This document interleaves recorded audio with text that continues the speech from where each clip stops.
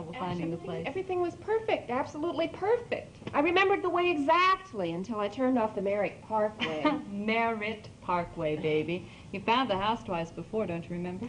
Both times it was spring. Winter makes this house look different, I think. Oh, I suppose it doesn't matter. Dinner's completely burned, sweetbreads and all.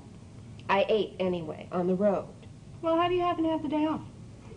Oh, I don't have the whole day off. It's just that Mr. Weinberg had a hernia and was home in Larchmont. And I have to take him his mail and take a couple of letters every afternoon.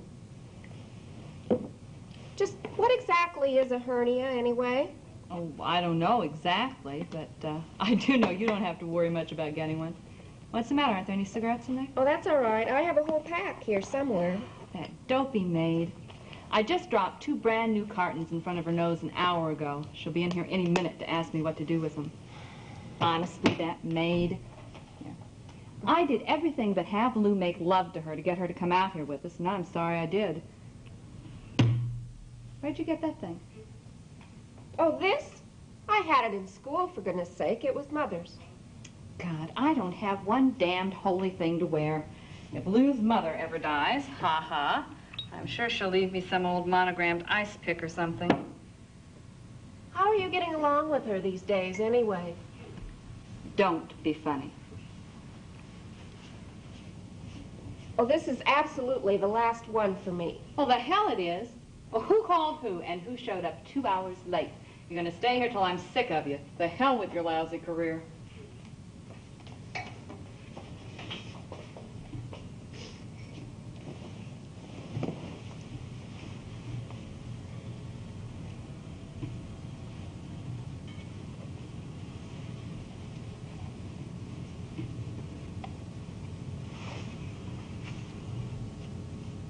God, it's getting icy out.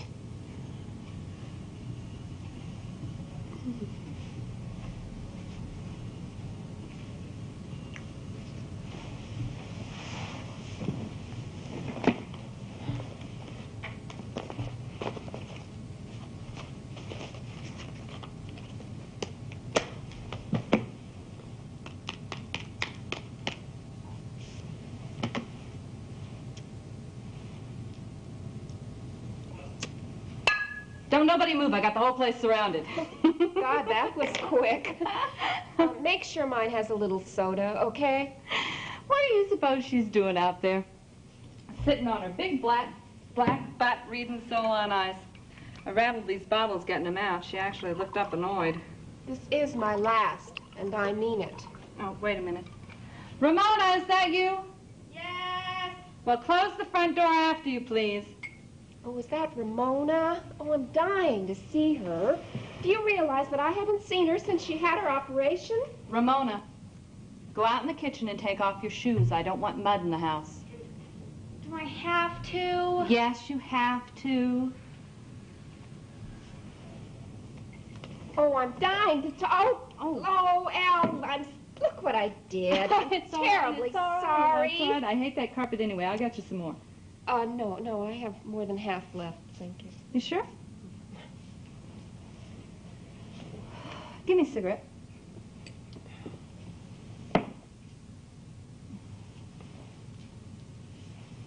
Oops.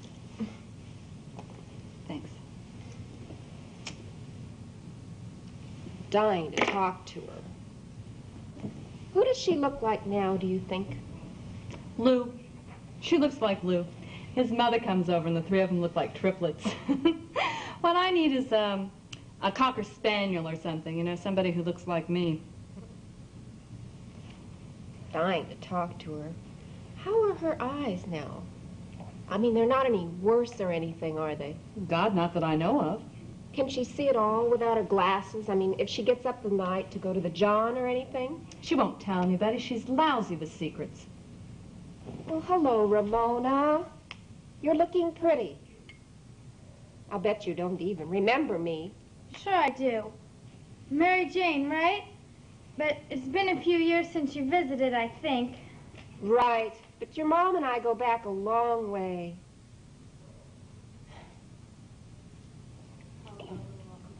How about a little welcome hug? I don't like to hug people.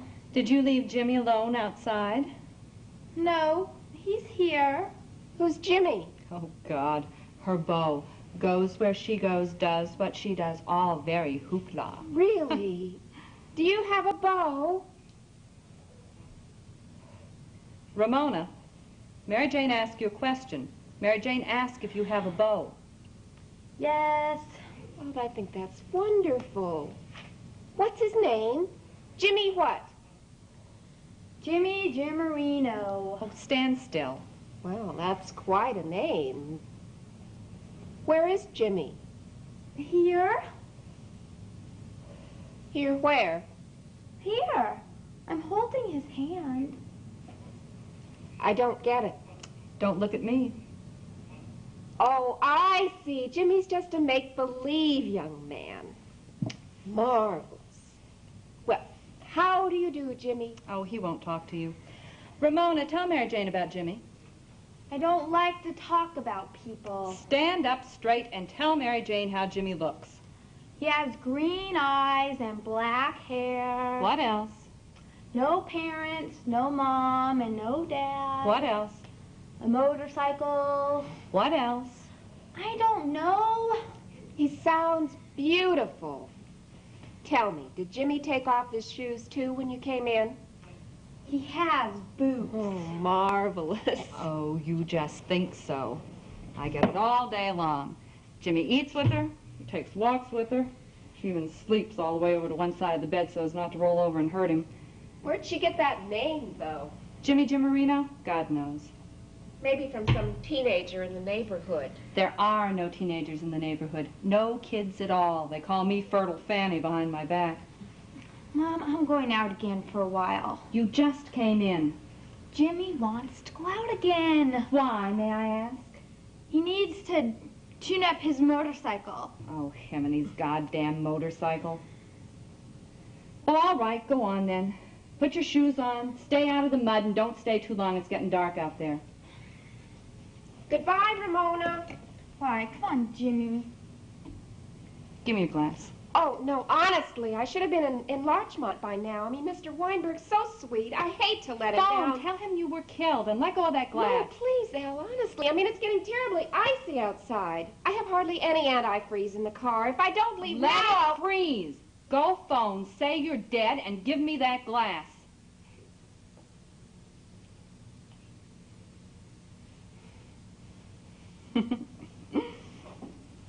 The trouble with you is that you never really knew Walt. He was the only boy I ever knew who could make me laugh.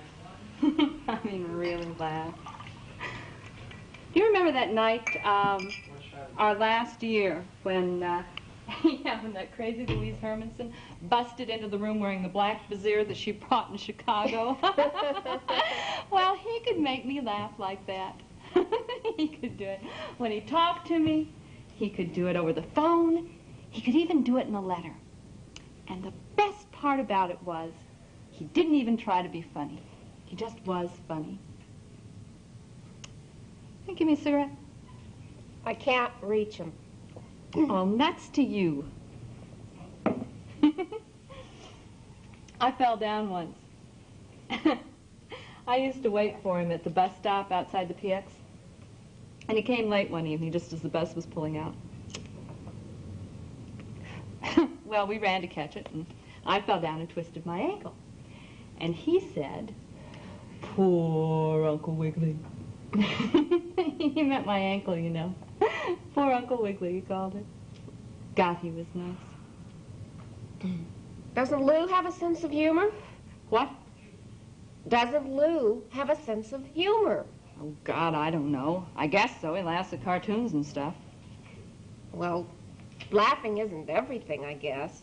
The hell it isn't. Listen, if you're not going to be a nun or something, you might as well laugh. You're terrible. Oh, God, he was nice. He was either funny or sweet. And not that damn little boy sweet either. It was a special kind of sweet. Know what he did once? We were on the train going from Trenton to New York. It was right after he was drafted. It was cold in the car, and I had my coat sort of over both of us, you know. And he had his hand sort of on my stomach, you know. Well, anyway, all of a sudden, he said my stomach was so beautiful. And he took his hand away, and then he hollered at the conductor to stand up straight. Said if there was one thing he couldn't stand, it was a man who didn't look proud in his uniform.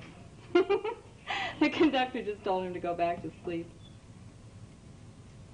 Wasn't always what he said, but the way he said it, you know? Elle, do you think you'll ever tell Lou about him at all?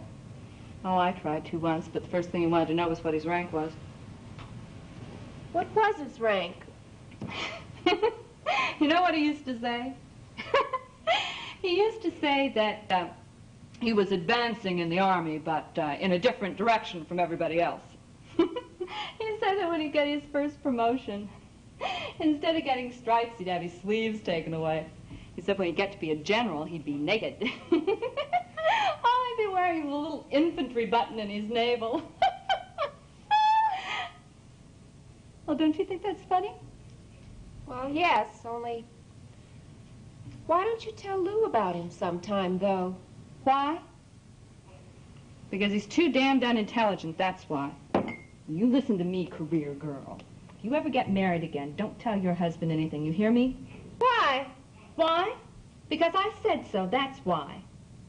Listen, they want to think you spent your whole life vomiting every time a boy came near you. Oh, I'm not kidding either. Now, you can tell them stuff, but never honestly. Like, if you tell them that you once knew a handsome boy, you got to say in the same breath that he was too handsome. Or if you knew a witty boy, that he was too witty, or some kind of a smart aleck, though. If you don't, they'll beat you over the head with that poor boy every time they get a chance. Oh, they'll listen maturely and all that. They'll even look as intelligent as hell. But don't let it fool you. God, you'll have hell to pay if you ever give them any credit for intelligence. Take my word for it. You can't call Lou not intelligent. Who can't? I mean, isn't he intelligent? Oh, God, I can't talk about it. It'd just depress you. Shut me up. Well, what'd you marry him for, then? God, I don't know. He told me he loved Jane Austen. He said that her books meant a great deal to him. Those were his exact words. I found out after we were married that he hadn't even read one of her books. Not one. You know who his favorite author is? L. Manning Vines. You ever hear of him? Nah, neither did I. Neither did anybody else. He wrote a book about 4 guys who starved to death in Alaska. Lou can't even remember the name of it, but it's the most beautifully written book he's ever read. Christ. He can't even come right out and say that he liked it because it was about guys who starved to death in an igloo or something. He had to say it was beautifully written. Oh, you're too critical. Maybe it was a good book. Take my word for it, it wasn't. Elle, do you ever think you'll tell him that Walt was killed, even? I mean, he wouldn't be jealous, would he, if he knew Walt was, you know, killed? Oh, lover. You poor, innocent little career girl. He'd be worse. He'd be a ghoul. And all he knows is that he used to run around with somebody named Walt, some wise-cracking GI. Last thing I'd do would be to tell him that he was killed. And if I did, which I wouldn't, I'd tell him he was killed in action. Elle, why won't you tell me how he was killed? I swear I won't tell anybody. Honestly. No. Please. No. Please. Honestly, I won't tell anybody. His regiment was resting somewhere. They were between battles or something, this friend of his who wrote me said. Anyway, Walt and this other boy were packing up this little Japanese stove in a package. Some colonel wanted to send it somewhere, or they were unpacking it. I don't remember which. Anyway, it was full of gasoline and junk, and it exploded in their faces. The other boy only lost an eye. Don't cry. Don't cry, Elle. Who's crying?